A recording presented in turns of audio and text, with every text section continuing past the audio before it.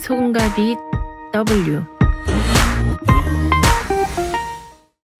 네, 오늘 우리에게 주신 말씀 우리 함께 읽겠습니다. 오늘 함께 주신 말씀 로마서 1장 16절부터 17절까지 말씀입니다. 로마서로 하는 오늘 세 번째 설교가 있는 날인데요. 로마서 1장 16절부터 17절 말씀 우리 잘 아는 말씀이고 짧은 말씀이기 때문에 우리 한 목소리로 같이 읽도록 하겠습니다. 함께 읽겠습니다. 시작. 나는 복음을 부끄러워하지 않습니다. 이 복음은 모든 믿는 사람들에게 구원을 주시는 하나님의 능력이기 때문입니다. 먼저는 유대 사람에게요, 다음으로는 그리스 사람에게입니다. 복음에는 하나님의 의가 계시되 믿음으로부터 믿음에 이르게 됩니다. 기록되기를 이는 믿음으로 살 것이다 라고 한 것과 같습니다. 아멘.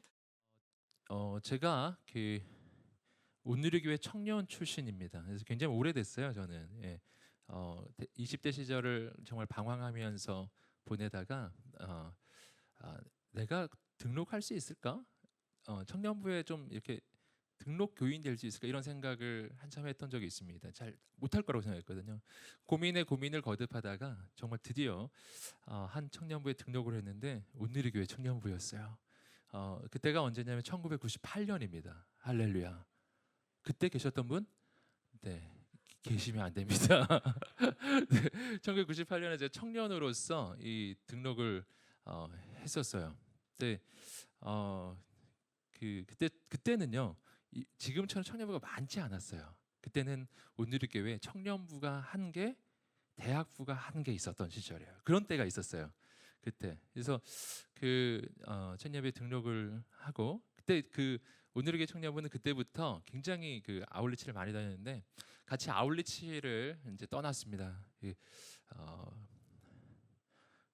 통영, 갑자기 지명이 생각이 안 나가지고 통영 거기를 갔어요. 가서 거기 이제 도시 연합 집회를 한 거예요.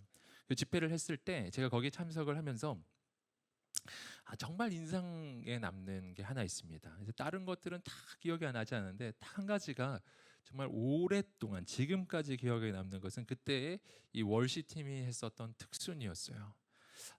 그 특순을 너무너무 잘했고 제가 교회 생활 오래간만에 해가지고 보면서 와 너무 멋있다 막 이런 생각도 했지만 정말 기억에 남았던 것은 그 후렴구였어요. 곡이 참 좋았는데 후렴구는 이런 부분이었습니다. 이걸 제가 한번 불러드리겠는데요. 이런 거였어요. 난 자랑스러운 크리스찬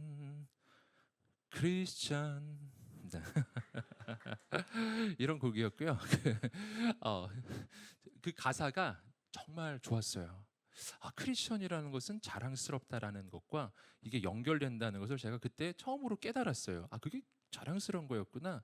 왜냐하면 저는 그런 생각을 그 전에 잘 못했거든요. 와, 자랑스러운 크리스천, 너무 감동적인 것이었어요. 근데 시간이 갈수록 그 후렴구는 진짜 오랫동안 제 마음속에 이렇게 메아리 치는 그런 후렴구입니다.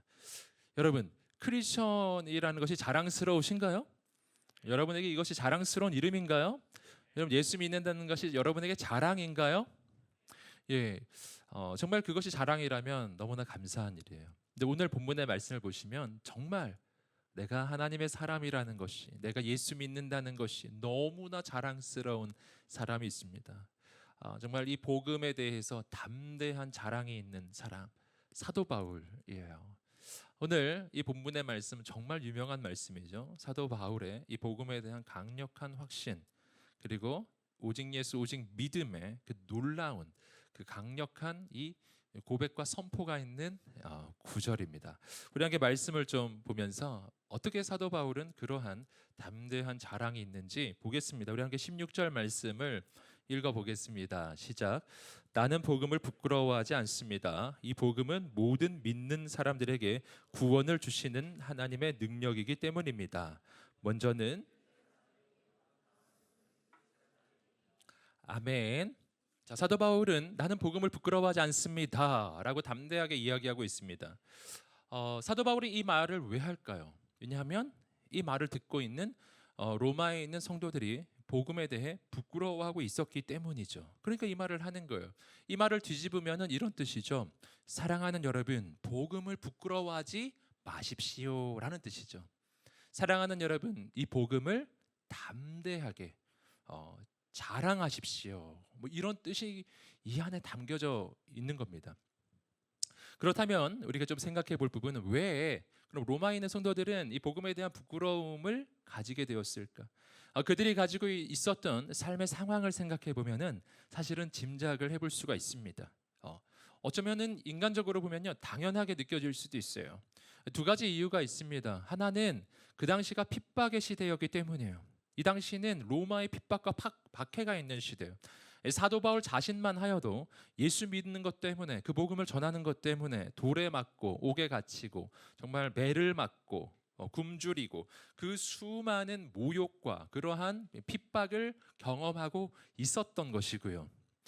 그렇기 때문에 이 당시에 내가 예수 믿는다라는 말을 입 밖에 낸다라는 것은 굉장한 모험이었다라는 거죠. 난 그리스도인이야라고 말하는 것은 굉장한 큰 불이익을 감수해야 하는 시대에 얼마나 어려워요. 여러분 그런데 또 한 가지 중요한 이유가 있었는데 그것은 뭐냐면 이들이 있는 그 위치, 지리적 위치 때문이었는데 여러분 로마에 있는 성도들이 지금 있는 곳은 로마입니다.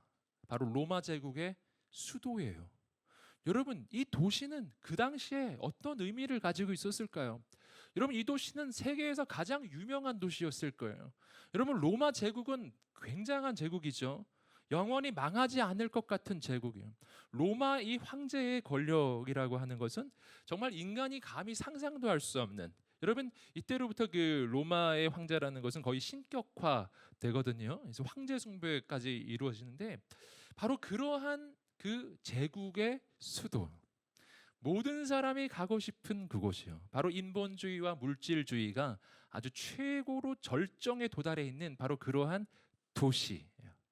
인간의 힘으로 뭐든지 할 수 있을 것 같고 그리고 인간의 철학과 사상이 너무나 높아진 그러한 도시요.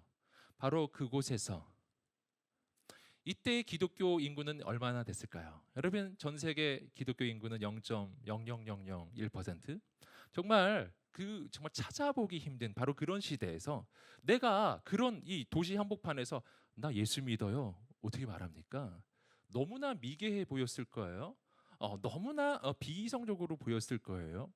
여러분 그러나 그런 상황 속에서 그런 참 어려운 상황 속에 있는 로마에 있는 성도들에게 사도 바울은 제가 여러분 상황 이해합니다. 적당히 하세요. 이르지 않았다라는 거예요. 사도 바울은 뭐라고 얘기했느냐? 나는 복음을 부끄러워하지 않습니다. 굉장히 강한 권면이거든요. 여러분 복음을 부끄러워하지 마십시오. 이런 뜻이라고요. 이건 무슨 말입니까? 여러분 위험을 감수해야 합니다. 예수 믿는다고 말해야 합니다. 여러분 그리스도인이라는 담대한 그 자부심을 여러분 가져야 합니다. 이런 뜻이라고요. 여러분 이 시대가 이 로마 로마 수도에 있었던 바로 이 로마에 있는 성도들과 유사합니다. 정말 이 시대 예수 믿는다고 입 밖에 꺼내기가 쉽지 않은 시대이죠. 사회적인 인식도 그러하고 그리고 이 시대는요. 무신론과 진화론이 지배하는 시대예요. 인간의 물질 문명이 아주 극도에 도달해 있는 바로 그러한 시대, 인간의 이 합리적인 이성이 정말 뭐든지 할 수 있을 것 같은 이러한 시대 가운데서 정말 무신론이 모든 걸 덮고 있어요. 정말 종교에 대한 관심이 사라지고 있는 바로 이 시대 속에서 나 예수 믿어요. 이렇게 말할 수 있을까요? 여러분 굉장히 어려움을 느끼지 않습니까? 저 교회 다녀요. 이렇게 말하는 거 쉽지 않잖아요. 여러분 웬만하면 좀 숨기고 싶어요. 내가 그리스도인이라는 것을 적에게 알리지 마라. 뭐 이렇게 여러분 말하고 싶지 않으신가요? 여러분 오늘 이 시대에도 사도 바울이 우리에게 동일하게 말해줄 거예요. 여러분 복음을 부끄러워하지 마십시오. 내가 그리스도인이라는 것을 부끄러워하지 마십시오. 어느 자리 어느 곳에 있으나 내가 그리스도인이라는 것을 자랑스럽게 여기는 하나님의 사람들 되시기를 주님의 이름으로 축복합니다. 여러분 내가 그리스도인이라는 것은 내 종교가 기독교라는 뜻이 아닙니다. 여러분 기독교는 여러 종교 중에 하나가 아닙니다. 기독교는 생명이에요. 여러분 예수 안에는 생명이 있고 예수 바깥에는 생명이 없는 거예요. 이건 사느냐 죽느냐의 문제인 것입니다. 여러분, 사랑하는 여러분, 이 시대 가운데 바로 그런 담대한 그리스도인들, 복음에 대한 담대한 확신을 가진 사람들이 필요합니다. 저는 W 청년부의 모든 지체들이 그러한 담대한 그리스도인들이 되시기를 주님의 이름으로 축복합니다. 우리 옆 사람에게 한번 말씀해 주시겠습니다. 당신은 자랑스러운 크리스천입니다. 아멘, 아멘, 할렐루야. 저 옛날 생각이 갑자기 나네요. 제가 고등학교 때도 교회를 다녔었거든요. 그래서 고등학교 마칠 때쯤 돼가지고 서로 막 이제 막 뭐 롤링 페이퍼도 하고 막 그랬는데, 승수에게 좀 해주고 싶은 말 막 이렇게 막 종이 돌리고 막 그랬는데, 누가 거기다 이렇게 했을 때 너도 교회 다녔니? 뭐 이렇게 써가지고 제가 정말 깜짝 놀랐던 생각이 지금도 납니다. 예. 제가 그래도 고등부 회장 출신이거든요. 예. 제가 뭐 중등부 회장, 고등부 회장, 고등부 찬양 인도자, 교회 오빠 아시죠? 예. 교회 가면 항상 그런 사람이었는데, 제가 보면서 왜 나다 그러 이런 말을 또 여러분, 왜 아니 저런 사람이 목사가 됐나 이런 표정으로 저를 보시는 것 같은데, 아무튼 그때 기억이 나네요. 여러분은 그러지 않았으면 좋겠어요. 야, 너 정말 네가 예수 믿는 사람인 줄 난 알고 있었어. 이렇게 그러지 않고서야 너는 정말 다른 사람이었어. 좀 이런 거룩한 영향력이 있는 이 하나님의 사람 되시기를 주님의 이름으로 축복합니다. 그렇다면은 사도 바울은 이 복음에 대해서 어떻게 이러한 강력한 확신을 갖게 되었는가? 그것은 이 복음 안에 있는 이 능력을 사도 바울은 알았기 때문이다라는 거죠. 우리 함께 16절 말씀을 다시 한번 읽어보겠습니다. 시작. 나는 복음을 부끄러워하지 않습니다. 이 복음은 모든 믿는 사람들에게 구원을 주시는 하나님의 능력이기 때문입니다. 먼저는 유대 사람에게요, 다음으로는 그리스 사람에게입니다. 자, 말씀을 보시면 복음을 부끄러워하지 않습니다라고 하고 그 까닭을 설명해주고 있어요. 왜냐하면 이 복음은 모든 믿는 사람들에게 구원을 주시는 하나님의 능력이기 때문입니다. 이 복음에는 인간을 구원하는 능력이 있기 때문에 나는 이 복음을 부끄러워하지 않는다라는 거예요. 여러분, 이 복음이 인간을 구원하는 능력이 있는데, 중요한 것은 그 방식입니다. 어떤 방식으로요? 모든 믿는 사람에게요. 오직 믿음으로 우리는 구원을 얻게 된다는 이 소식이 바로 이 복음, 즉 기쁜 소식이 되는 것이거든요. 그래서 우리 인간은 모두 다 구원을 필요로 하고 있어요. 아담 이후에 모든 아담의 후예들은 죄인으로 태어나 그 죄 때문에 죽을 수밖에 없는 인생이 되었습니다. 여러분, 죄는 하나님과의 단절을 이야기하고 그 단절은 바로 영적 죽음을 이야기해요. 여러분, 그러므로 예수 바깥에 있는 사람은 겉으로 보기엔 살아있으나 실상은 죽은 인생이에요. 하나님과 단절된 순간 우리는 죽은 거나 마찬가지거든요. 마치 포도나무 가지가 줄기에서 떨어지는 순간 이미 죽은 거나 마찬가지인 거 똑같아요. 겉으로 보기에는 푸릇푸릇하고 잎도 살아있고 대단해 보이지만 가지는 줄기에서 떨어지는 순간 이미 죽은 거예요. 시간 문제거든요. 조금만 시간이 지나면 시들시들해지고 살 수가 없습니다. 여러분, 하나님과 떨어진 우리 인생이 마치 그와 같은 거예요. 떨어지면 죽은 거나 똑같은 겁니다. 그냥 시간 문제일 뿐이에요. 여러분, 오늘 그렇기 때문에 하나님을 떠난 모든 인생의 마음에는 뭐가 있냐면 두려움이 있어요. 불안함이 있다고요. 여러분, 본질이 뭡니까? 본질은 하나님으로부터 떨어진 것이거든요. 여러분, 가지가 줄기에서 떨어지면 죽을 수밖에 없어요. 여러분, 그 가지를 어떻게 해야 살릴 수가 있을까요? 여러분, 그 가지에 데코레이션을 하면 살아나나요? 그렇지 않습니다. 여러분, 그 가지에 뭐 온갖 장식물을 붙이면은 뭐가 살아납니까?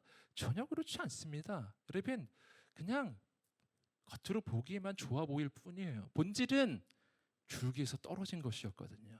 방법은 하나밖에 없어요. 그 줄기에 다시 붙이는 길밖에, 다시 접붙여질 때만 살아갈 수가 있는 것이거든요.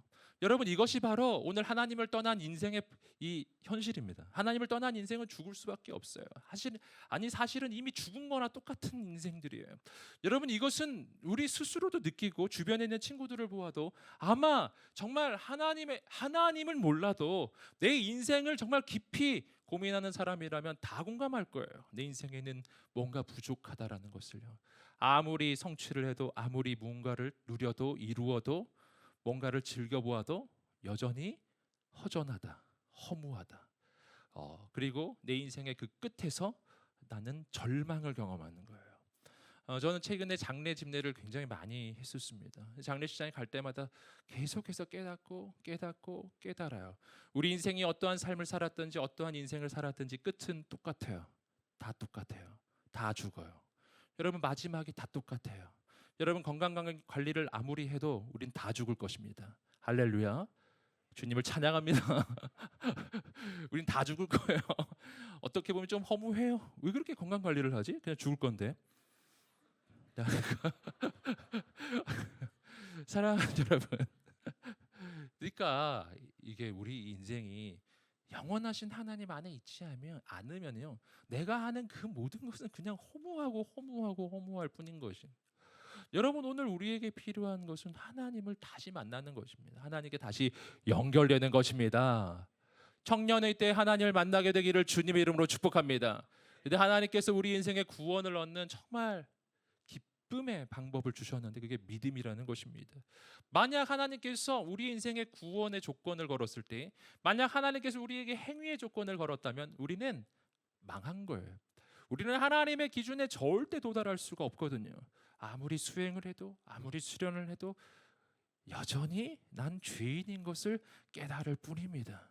여러분 세상에 많은 종교가 바로 그런 종교들이에요.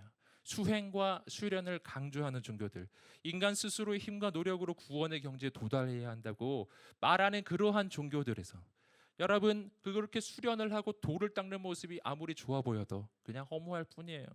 그들은 결국 그 구원의 경지에 도달할 수가 없기 때문입니다. 그냥 평생 수련을 하면 내가 죄인인 걸 깨달을 뿐이에요. 평생 수행을 하면 난 안 되는구나 하는 것을 깨달을 뿐이에요. 여러분 빨리 깨달으셔야 합니다. 그래서 하나님께서는 우리에게 인간이 스스로의 힘으로 구원할 수가 없기 때문에 우리가 구원을 얻을 수 있는 아주 쉬운 길을 주셨는데 믿음의 길이에요. 여러분 그것을 위해서 하나님께서 아들 예수님을 우리에게 보내주셨습니다. 그 예수님께서 나의 모든 죄를 짊어지시고 2000년 십자가에 달려 죽으시면서 내가 받아야 될 그 모든 죄의 대가를 대신 다 치르셨습니다. 죄는 반드시 심판이 뒤따라옵니다. 여러분 그렇기 때문에 난 죽을 수밖에 없는 인생이었는데 난 용서받을 수 없는 죄인이었거든요. 근데 예수님이 내 모든 죄에 대한 심판과 대가를 대신 치르시고 받아주신 거예요. 여러분 죄는 대가가 치루어지면 사라지는 거예요. 여러분 내가 죄인으로서 어떤 형량을 받았어요. 1년형을 받았어요. 1년 동안 교도소에 수감이 되었다가 나왔습니다. 그럼 그 죄는 사라지는 거예요. 사라지는 거예요. 다시 그 죄 때문에 또 형벌을 받지 않습니다. 그런 거입니다. 내가 직접 나의 죄의 형벌을 받으면 난 죽을 수밖에 없기 때문에 하나님은 아들 예수님을 우리 가운데 보내주셔서 죄 없으신 그 하나님의 아들이 나의 모든 과거와 현재와 미래의 모든 죄를 다 짊어지시고 내가 받아야 될 그 모든 죄의 심판을 대신 받아주신 거예요. 여러분 한 가지의 죄에는 한 가지의 형벌이 따라오는 겁니다. 그리고 그 형벌이 수행되면 이 죄는 없는 걸로 인정되는 거예요. 내가 죄를 지었어요. 이 죄는 형벌을 받아야 됩니다. 그런데 예수님이 내 대신 그 형벌을 받으신 거예요. 내 죄에 대해서 이 대가가 치루어진 거예요. 내가 한 게 아닌데 그분이 하셔서 나의 죄는 없는 걸로 인정. 나는 자격 없이 이유 없이 조건 없이 아무것도 한 게 없는데 하나님 앞에서 죄의 용서를 받아요. 이 하나님의 죄 용서는요 그냥 선심성으로 주어지는 게 아니에요. 반드시 대가를 치릅니다. 근데 내가 못 치르니 예수님이 해주신 거거든요. 여러분 그래서 하나님께서 나를 바라보고서 내가 아무리 죄 가운데 있어도 내가 아무리 더러운 죄인이었어도 어제까지 정말 더러운 죄 가운데 있었던 인생일지라도 예수 안에 있는 순간 나는 죄의 사함을 받고 하나님 앞에서 의로운 자로 인정이 되고 하나님의 자녀가 되는 것입니다. 근데 방법이 뭐라고요? 예수 그리스도를 믿는 믿음 안에서예요. 여러분 이게 복음의 이 핵심인데 이게 기쁜 소식이 되는 이유가 있어요. 그 까닭은 뭐냐 하면은 만약 하나님께서 나에게 행위를 요구하셨다면 나는 그 행위의 기준을 충족시킬 수가 없었을 거예요. 하지만 하나님께서는 나에게 믿음을 요구하셨는데 이 믿음은 내 마음의 변화이기 때문에 여러분 이것은 단 한순간 내가 오늘 이 순간에 예수 그리스도를 믿기로 결단하는 순간 여러분 그 순간에 내 인생에는 하나님의 구원이 임하고 오늘 우리는 죄의 용서를 받고 하나님 앞에서 의로운 자로 인정을 받게 되는 것입니다. 나의 과거와 관계가 없어요. 예수 그리스도를 믿는 순간 과거는 끊어지고 새로운 미래가 시작이 됩니다. 믿기만 하면요. 여러분 이것이 얼마나 놀라운 소식이에요. 여러분 그렇기 때문에 정말 더러운 죄인들 내 인생에 아무런 소망이 없는 인생들이 정말 오늘 예수님 안에서 오늘 새로운 기회가 열려지는 거예요. 여러분 하나님 안에 있는 자는요 매일매일 새로운 기회가 주어집니다. 매일매일 실수합니다. 매일 나는 넘어집니다. 하지만 예수님을 의지하면 나는 다시 용서를 받고 나는 다시 인생이 새롭게 시작할 수 있는 하나님의 기회가 주어지는 거예요. 기쁨의 소식, 좋은 소식, 정말 놀라운 소식, 그 안에서 우리에게 구원이 임하는 거예요. 여러분 그래서 요한복음 8장을 보시면은 가늠하다가 현장에서 잡힌 여인이 있는데요. 여러분 이 여인이 정말 죽을 수밖에 없는 상황, 정죄받아 마땅한 그에게 예수님은 이렇게 말씀해 주신 거예요. 나도 너를 정죄하지 않겠다. 이제부터 다시는 죄를 짓지 마라. 나도 너를 정죄하지 않겠다. 여러분 이 여인은 가늠하다가 현장에서 잡힌 여인이거든요. 돌에 맞아 마땅한 여인이었어요. 율법에 의하면 돌로 치게 돼 있기 때문이에요. 하지만 예수님께서 말씀해 주셨어요. 나도 널 정죄하지 않겠다. 어떻게 이렇게 말씀하실 수 있을까요? 그 까닭은 예수님께서 아까도 말씀드렸죠. 선심 쓰는 게 아니에요. 예수님이 이 여인에게 난 널 정죄하지 않겠다 이렇게 말씀해 주실 수 있었던 이유는 예수님이 이 여인을 위해서 죽으실 것이기 때문이었어요. 이런 뜻이에요. 사랑하는 딸아, 나도 너를 정죄하지 않겠다. 왜냐하면 내가 너의 모든 죄를 대신 담당하고 너를 대신하여 그 모든 죄의 대가를 치를 것이기 때문이다. 그러니 이제부터 새로운 삶을 살아가라. 사랑하는 여러분, 아무리 더러운 죄 가운데 있었을지라도 오늘 예수 안에서 우리의 인생이 새롭게 시작됨을 선포합니다. 여러분 이것이 구원이라고 하는 거예요. 예수 안에서 하나님의 자녀로 다시 태어나는 겁니다. 그런데 여기서 한 가지 조금 더 한 발짝 더 나아갑니다. 여러분 구원이라는 것은 단순히 예수 믿고 이렇게 하나님의 자녀가 되는 것 거기서 끝나는 게 아니에요. 이것은 신분적 변화를 이야기하는데 거기서 한 발짝 더 나아가는 이 구원의 축복을 두 가지를 더 나누겠어요. 첫 번째는 뭐냐면 구원은 우리 삶 전체의 구원이다. 구원은 우리 삶 전체의 구원이다라는 것은 우리가 예수 믿고 구원받는다고 할 때 흔히 오해하게 되는 게 뭐냐면은 이 구원이 예수 믿고 천당 가는 것만을 자꾸 생각하는 거예요. 즉 영적 구원에 대해서 만 생각하는 거예요. 하지만 성경 말씀을 읽어보시면 그렇지 않습니다. 여러분 예수 믿고 구원받는다고 할 때 이 구원이라는 것은 전인적인 내 삶의 전 영역의 구원을 이야기하는 거예요. 영적 구원만을 이야기하는 것이 아닙니다. 그의 삶 전체의 변화가 일어나요. 예수 믿는 사람들의 인생에는 새로운 일이 일어납니다. 여러분 마을의 왕따였던 사마리아 여인이 있어요. 그가 예수님을 만났어요. 구원을 얻었어요. 어떻게 됐나요? 그걸로 끝나지 않았습니다. 그 여인은 그 마을의 부흥의 주역이 되었습니다. 그 마을에서 무시받고 천대받았던 인생이 마을을 변화시키는 하나님의 사람으로 바뀌어 버린 거예요. 여러분 사람들에게 무시받고 천대받고 멸시받았던 세리장이었던 사개오가 있습니다. 그가 예수님을 만났어요. 어떤 일이 일어났나요? 돈밖에 몰랐던 그의 인생이 이제는 그 돈이 아니라 하나님을 섬기는 인생이 되어서 자신의 전 재산의 절반을 가난한 이를 위해서 내줄 수 있는 사람으로 바뀌어요. 거룩한 인생으로 변화돼요. 여러분 인생이 바뀝니다. 여러분 예수 그리스도를 만나면 삶이 바뀝니다. 모든 것이 바뀝니다. 여러분 38년 된 병자는 38년 동안 인생에 소망이 없었어요. 한 번도 일어난 적이 없었어요. 하지만 예수 그리스도를 만났을 때 하나님 주님께서 그에게 구원을 베풀어 주셨을 때 그는 자리에서 일어났습니다. 여러분, 그의 인생은 영원히 바뀌었어요. 누워있던 인생이 달려가는 인생으로 변화되었습니다. 여러분, 예수 안에서는 새로운 일이 시작됩니다.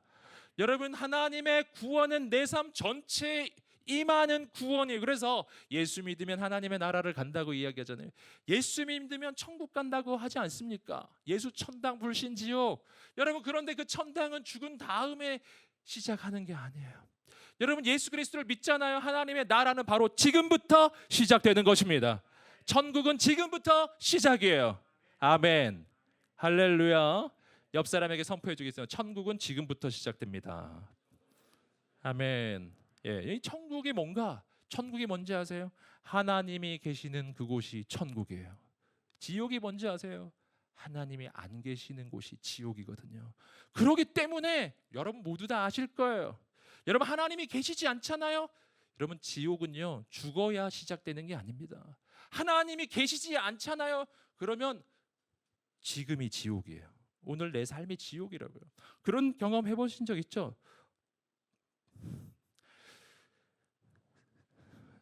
사랑하는 여러분, 하나님이 안 계시면 그냥 거기가 지옥이에요. 여러분, 그래서 천국과 지옥의 차이는 눈에 보이는 현실적 차이가 아닙니다. 거기 하나님이 임하셨느냐 아니냐의 차이고, 내가 그 하나님을 보고 있느냐 안 보고 있느냐, 하나님을 믿고 있느냐 안 믿고 있느냐의 차이일 뿐인 거예요. 여러분, 구원은 우리의 삶 전체에 임하는 구원입니다. 두 번째로, 구원이란 하나님과 동행하는 삶의 시작이에요. 여러분, 우리가 구원을 받는다고 할 때 이 구원을 하나님이 주시는 어떤 별개의 어떤 선물로 여기는 경향이 있습니다. 여러분, 그러나 하나님께서 우리에게 주시는 최고의 선물은 하나님 자신이거든요. 여러분, 그 누가복음의 말씀이 그것을 이야기하죠. 예. 악한 자라도 자녀에게 좋은 것을 줄 줄 알거든. 하물며 하늘에 계신 너희 아버지께서 구하는 자에게 성령을 주시지 않겠느냐. 성령을 주시지 않겠느냐. 성령은 하나님 자신을 이야기하는 거예요.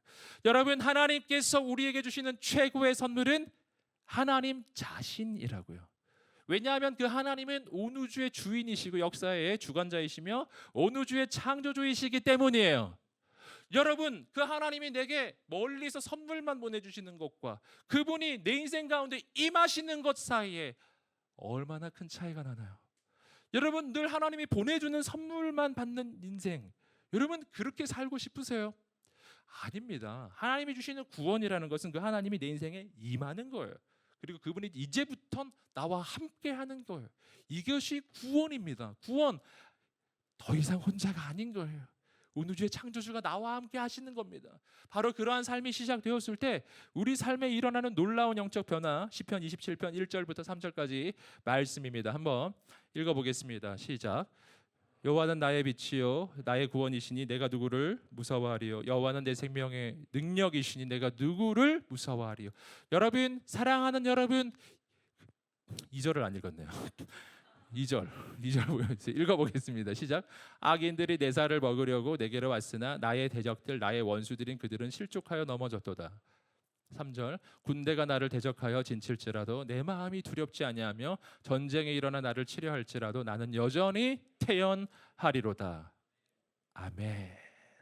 네, 저 말씀 보니까 그 한 커플 생각이 갑자기 나네요. 제가 주례했던 커플이 있어요. 네. 그 자매가 있고 형제 이름이 태연이었어요. 태연. 이제 근데 자매가 이제 이 형제가 내가 결혼할 사람인지 아닌지 너무 고민이 돼가지고 막 기도를 막 하고 있었고, 한참 기도를 하고 정말 하나님이 정말 계시하여 주십시오 했어요. 그리고 생명의 삶 그날 본문을 펼쳤더니 시편 27편 1절 2절 3절인데 쭉 읽어가다 보니 내가 여전히 태연하리로다. 그래서 이 형제구나 뭐 이랬다는 이야기가 있습니다. 여러분, 그 태연 형제였거든요. 그 형제가 태연 형제. 그래서 그 다른 말이었고요. 이 말은 그 바로 이 하나님이 나와 함께 하실 때 어떻게 된다? 군대가 나를 둘러싸 진을 칠지라도 내가 태연하리로다. 얼마나 놀라운 고백인지 모르겠습니다. 우리 인생의 문제는요, 내가 어디 있느냐의 문제가 아닙니다. 거기 하나님이 계시냐의 문제예요. 하나님이 함께 계시면 내가 세상에서 가장 위험한 곳에 있을지라도 그곳에서 나는 안전할 것입니다.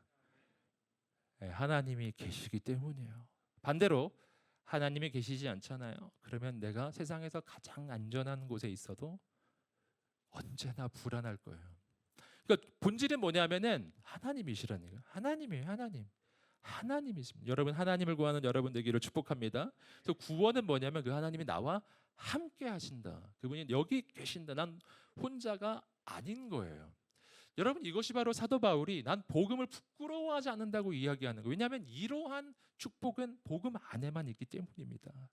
여러분, 그런데 이어지는 구절 속에서 우리는 이 복음 안에서 이루어지는 더 놀라운 축복을 보게 되는 것입니다. 우리 함께 17절 말씀을 읽어보겠습니다. 17절입니다. 시작. 복음에는 하나님의 의가 계시되 믿음으로부터 믿음에 이르게 합니다. 기록되기를 의인은 믿음으로 살 것이다 라고 한 것과 같습니다. 자, 17절 말씀을 보시면 복음에는 하나님의 의가 계시됐다고 이야기하고 있어요. 여러분, 하나님의 의는 계시되는 거예요.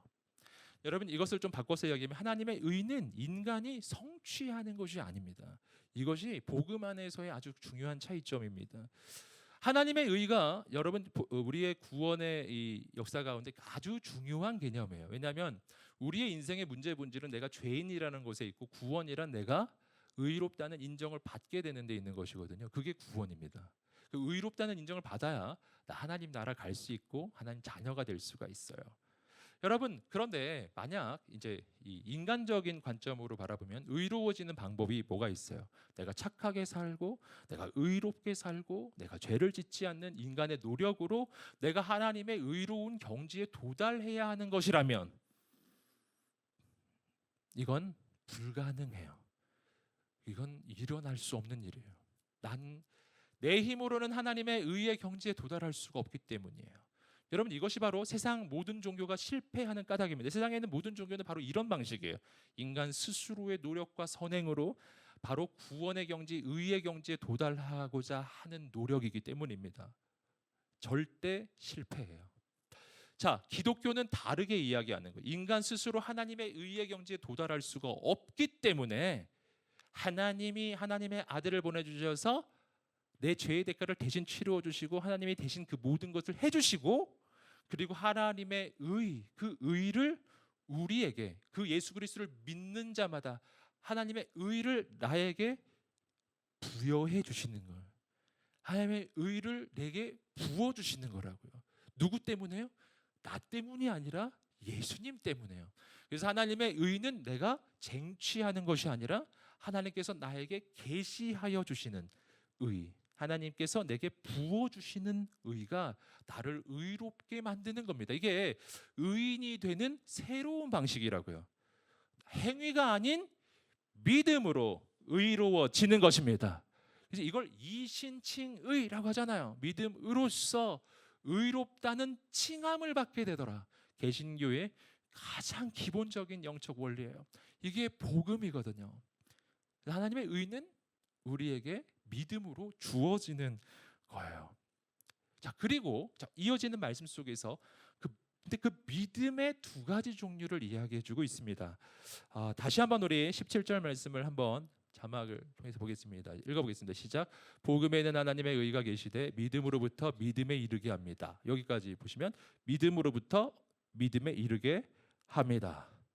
기록되기를 의인은 믿음으로 살 것이다 라고 한 것과 같습니다. 저기서 보시면 믿음에서 믿음에 이르게 합니다. 이거 굉장히 어려워 보이는 거죠. 무슨 뜻이죠? 믿음에서 믿음으로. 그러니까 여기서 이 두 가지의 믿음은 서로 다른 믿음인 거예요. 그럼 첫 번째 믿음과 두 번째 믿음의 차이는 뭘까요? 이 첫 번째 믿음이란 조금 전에 계속해서 이 16절부터 계속해서 설명한 바로 예수님을 믿는 믿음으로 의로워지는, 즉 믿음으로 구원 얻는 바로 그 믿음을 이야기해요. 그래서 첫 번째 믿음이란 예수님을 믿고 구원받는 믿음을 이야기하는 거예요. 그렇다면 두 번째는 뭐죠? 믿음에서 그다음 믿음으로, 그다음 믿음. 그건 뭐죠?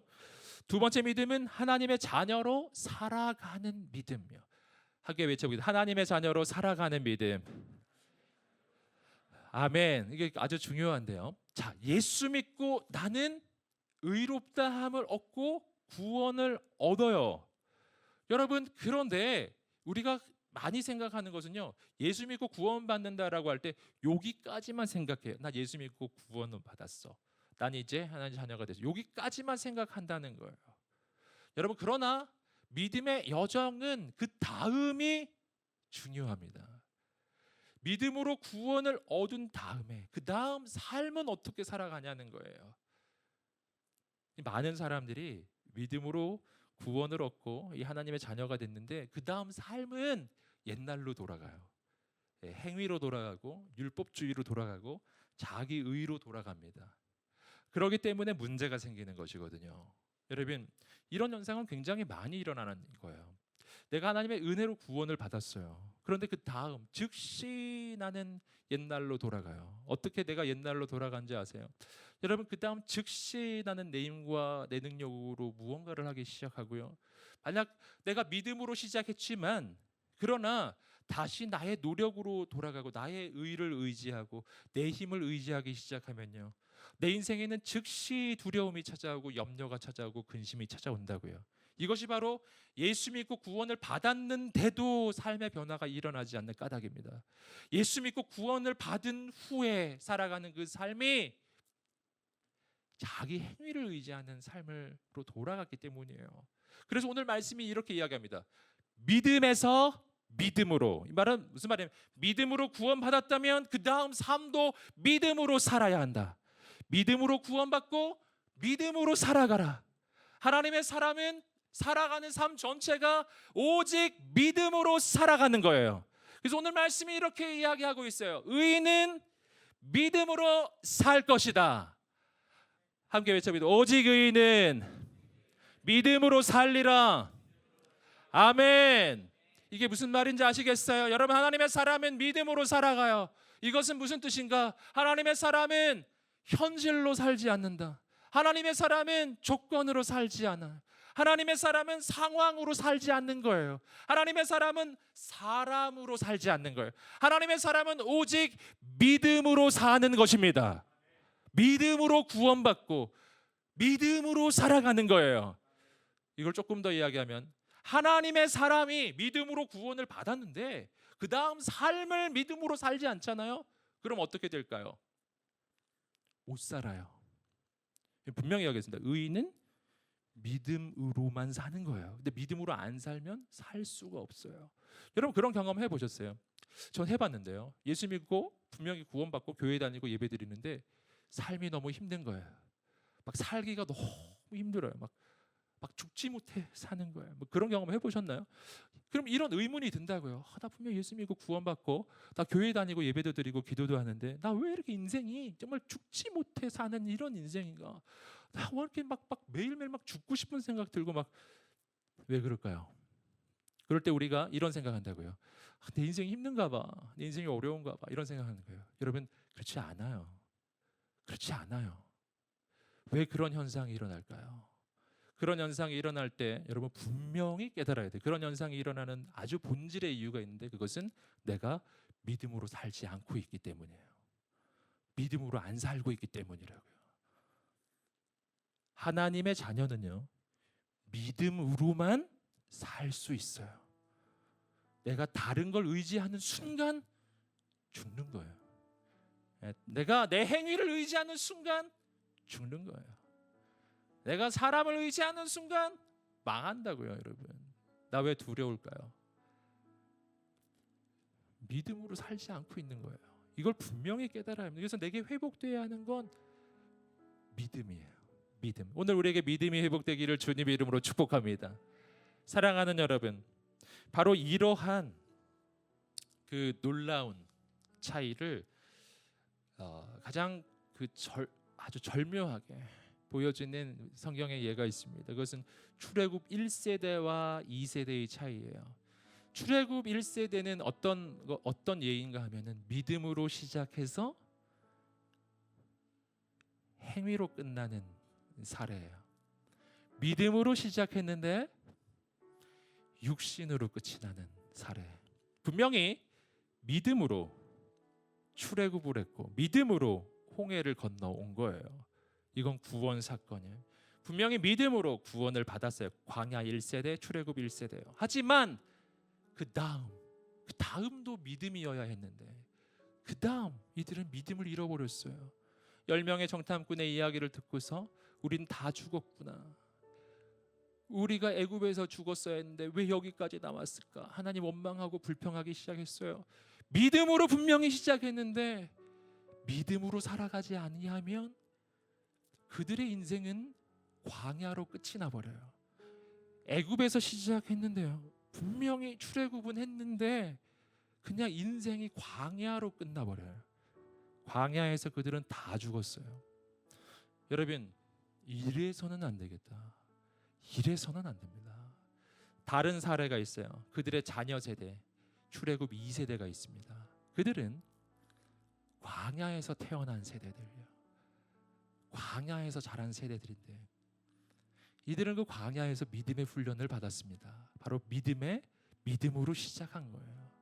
그리고 믿음으로 시작해서 바로 믿음으로 그 삶을 살아가는 훈련이 된 세대, 바로 믿음의 세대. 그 믿음의 세대는 어떻게 되나요? 그들의 인생은 광야에서 시작했지만 약속의 땅에서 끝나는 거예요. 할렐루야. 나의 인생이 광야에서 시작했을지라도 나의 인생의 끝은 약속의 땅으로 들어가리라. 아멘. 믿음의 세대가 일어나야 합니다. 믿음으로 시작해서 육신으로 끝나는 세대가 아니라 믿음으로 시작해서 믿음에서 믿음으로, 오직 믿음으로 살아가는 믿음의 세대가 일어나게 되기를 주님의 이름으로 축복합니다. 바로 여기에 있는 우리 W 공동체가, W의 우리 청년들이 그런 청년들이 되기를 축복합니다. 그렇게 될 때 하나님께서는 우리 앞에 요단강을 멈춰 세우시고 길을 열어 주실 것입니다. 여리고성이 무너지고 놀라운 승리가 올 것입니다. 하나님을 기대하는 여러분 되시기를 주님의 이름으로 축복합니다. 우리 W 공동체 믿음의 세대로 일어나게 되기를 주님의 이름으로 축복합니다. 우리 다 함께 자리에서 일어나셔서 하나님, 오늘 우리가 믿음의 세대, 약속의 세대, 승리의 세대, 믿음으로 시작하여 육체로 끝나는 세대가 아니라 믿음으로 시작하여 믿음에 이르는 세대, 바로 하나님의 놀라운 역사를 이루는 세대 되게 하여 주옵소서. 우리를 사용하여 주옵소서. 우리 하나님 앞에 두 손을 높이 들고 간절함으로 우리의 삶과 인생을 의탁하며 오직 믿음으로 살아가게 하여 달라고 기도하겠습니다. 할렐루야. 하나님 아버지 역사해 주시옵소서. 오늘 우리를 그렇게 사용하여 주옵소서. 하나님의 놀라운 일을 이루어 주옵소서. 주님이신 우리 가운데 믿음을 더하여 주시옵소서. 주님, 우리에게 믿음을 더하여 주시옵소서. 주님, 우리에게 말씀으로 약속하신 바대로, 저희 가운데 말씀으로 보여주신 바대로 우리의 인생이 그렇게 되기를 원합니다. 내 삶이 그렇게 되기를 원합니다. 내 삶이 그렇게 되기를 원합니다.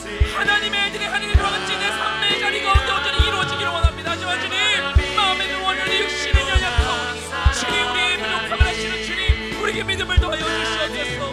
주님, 내가 믿나이다. 나의 믿음 없음을 불쌍히 여겨 주시옵소서. 주님, 우리에게 믿음을 더하여 주시옵소서.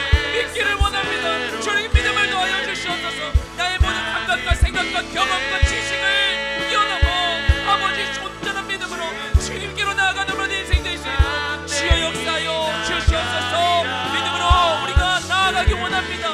개척하여 나아가기 원합니다. 내일 향해 나아가기 원합니다. 이 자리 가운데 아버지, 순간의 자리 가운데, 순간의 감정 가운데, 순간의 사건 가운데, 순간의 일들 가운데, 지금 눈에 보이는 현실 가운데 머물러 있는 것이 아니라 이 모든 것을 뛰어넘어 내일을 향해 나아갈 수 있도록, 내일 향해 넘어갈 수 있도록, 내일 향해 뚫고 나아갈 수 있도록 주님의 믿음을 더하여 주시옵소서. 우리에게 믿음을 더하여 주시옵소서. 내일을 향하여 우리를 견인하여 주는, 미래를 향하여 나를 견인하여 주는 온전한 믿음을 내게 허락하여 주시옵소서. 내가 주님께 매여 주님과 함께 나아가게 하소서. 주님께 매여 주님과 함께 나아가게 하소서. 온전한 믿음을 내게 허락하여 주시옵소서. 주여 역사하여 주시옵소서. 주여 우리 가운데 함께 함께하여 주시옵소서. 주님 함께하여 주시옵소서. 이 시간 우리 함께 주님께 다시 한번 기도하며 나아갈 때 앞서서도 기도에 이어서 우리가 믿음의 헌신의 결단을 주님께 하며 기도하며 나아가기 원합니다. 이 땅 가운데 주님께서 우리를 부르십니다. 예수님 말씀하시기를 그러나 인자가 올 때 세상에서 믿음을 보겠느냐 말씀하셨습니다. 주님 이 세대 가운데 믿음을 보기를 원하십니다. 참된 믿는 자들이 주께 나오기를 원하십니다. 왜냐? 주님의 뜻이 이 땅 가운데 이루어진 것 누구보다 주님이 원하시기 때문입니다. 모든 피조물들이 고대하는 바는 하나님의 아들들이 나타나는 것이라 했습니다. 세상이 믿음을 보기를 원합니다. 주여 내가 믿나이다. 온전한 믿음으로 살겠습니다. 내게 허락하신 바로 그 자리 가운데에서 내 가정 가운데, 직장 가운데, 내 삶의 자리 가운데, 모든 형편 가운데, 내 마음 가운데 내가 믿겠습니다. 주님 믿음으로 나아가겠습니다. 주님 믿음의 삶을 살기 원합니다. 주여 나를 도와주시옵소서. 우리 간절한 마음으로 주님 앞에 지금 주여를 주의 기도하며 나아가겠습니다. 주여 주님의 나라와 주님의 가운데 함께하여 주시옵소서. 부족하오나 연약하오나 주님 함께하시는 믿음으로 나아가기를 원합니다. 믿음으로 살기를 원합니다. 믿음으로 살기를 원합니다. 주님 내가 믿나이다. 주님 믿음으로 살겠습니다. 아버지 하나님 주의 말씀에 믿음으로 나아가기 원합니다. 주님을 들어주시옵소서. 나를 지켜주시옵소서. 주님 믿음에 합당한 믿음에 넘치는 지식에 넘치는 놀라신 주님의 은혜, 주님의 사랑, 주님의 능력을 경험하는 내 삶의 모든 자리가 될 수 있도록 주여 역사하여 주시옵소서. 주여 역사하여 주시옵소서. 온전한 믿음으로 나를 채워주시옵소서. 아버지 하나님 믿음에 넘치는 놀라우신 주님의 은혜, 주님의 놀라운 영광을 체험하는 우리 모든 인생들까요 주시옵소서. 주님 나와 함께하여 주시옵소서. 내 마음과 내가여 주시옵소서. 그리스도의 말을 덮어 아버지 하나님 내 안에 아버지 기뻐하게 하시는 어떤 생각들과 모든 생각들과 우리 견고한 주님 원하시게 하여 주시옵소서. 아버지 하나님 주님 반드시 함께하실 것을 믿음으로 아버지 하나님 순종하는 안에 모든 인생들 있으므로 주님 역사하여 주시옵소서. 주님 역사하여 주시옵소서. 주님 역사하여 주시옵소서. 성령이 우리에게 말씀하여 주시옵소서. 아버지 주님의 주님 주시옵소서. 순간의 삶 가운데 삶의 양심을 쫓아 무엇을 하게 하는지 우리에게 말씀하여 주시옵소서. 아버지 부족할지라도 연약할지라도 두려울지라도 믿음으로 실천하며 믿음으로 행하며 성경을 내는 모든 인생에게 하여 주시옵소서. 아버지 세상의 방법들과 세상의 속삭이는 가운데 있어 우리가 무엇을 향해 나아가야 할지 아버지 하나님 가운데 이 선택을 나아가는 모든 인생을 수 있도록 주님 역사하여 주시옵소서. 주님 역사하셔서 우리 마지막으로 한번 더 기도하며 나아갈 때 주님 내가 복음을 부끄러워하지 않기를 원합니다.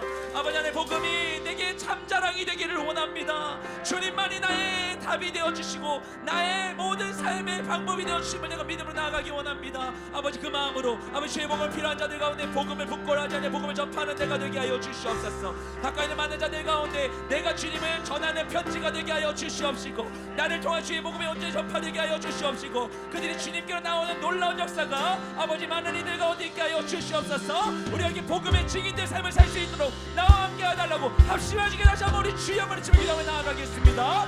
주여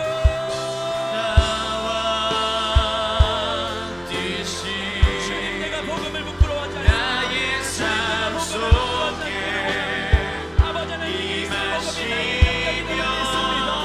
아버지 하나님 나의 능력이 온전한 믿음으로 주님과 함께 나의 삶을 경험하며 나아가기를 원합니다.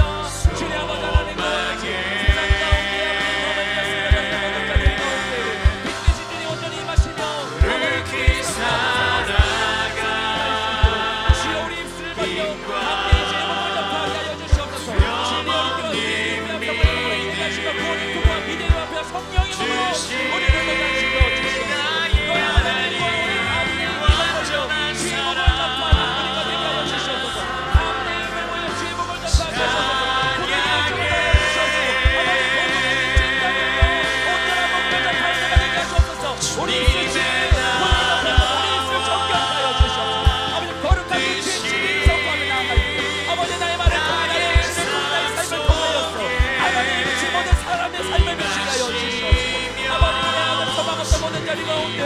아버지 세상에 빼앗을 수도 줄 수도 없는 온전한 소망이 임하게 되는 것을 우리가 보기를 원하옵나이다. 아버지 주의 능력이 이 세상에 넘는 것을 보기를 원하옵나이다. 하나님의 나라가 이 땅 가운데 이루어지는 것을 보기를 원하옵나이다. 주여 역사하여 주시옵소서. 가운데 일어서게 하소서. 가운데 접하게 하소서. 아버지 우리가 지닌 것이 무엇인지, 내게 허락하신 것이 무엇인지, 이 값진 것이 무엇인지 아버지 우리가 부끄러워하지 않는 세상 가운데 전파하는 우리 모든 인생 되게 하시옵소서. 우리 모든 인생 되게 하시옵소서. 주님 우리 가운데 역사하여 주시옵소서. 주님 모든 능력 역사하여 주시옵소서. 고마우신 주님 감사드립니다.